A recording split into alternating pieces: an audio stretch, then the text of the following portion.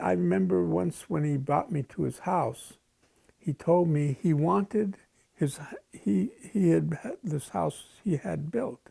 It had 3 wings. It was a strange house, a California ranch. So it's 1 story, and the house went this way, off like a Y. And he said, I wanted the angle to be the tetrahedral angle. You know what that is? Okay. Well, there's a simple gas called methane, CH4, which is 1 carbon. It's a hydrocarbon, which is all fuels or hydrocarbons, sort of. So it's the simplest one.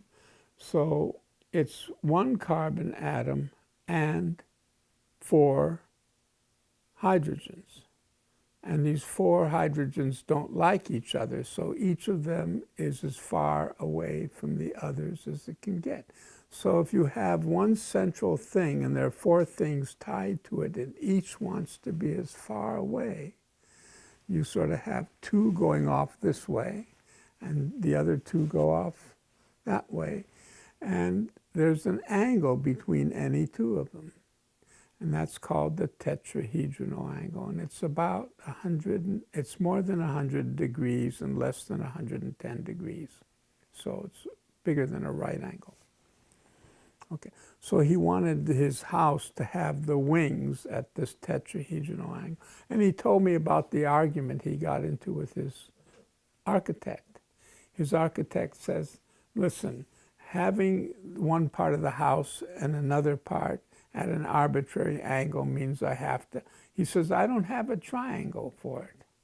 In those days when you did drafting, you used these triangles. So you'd have a 45-degree one, and you'd have a 60-30 one.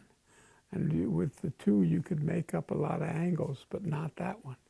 Okay, so Pauling told me that he told the architect, I'll make you a triangle. And the architect said, listen, that would still be useless, because if you make me a triangle, the workmen who build the house aren't going to be able to do it.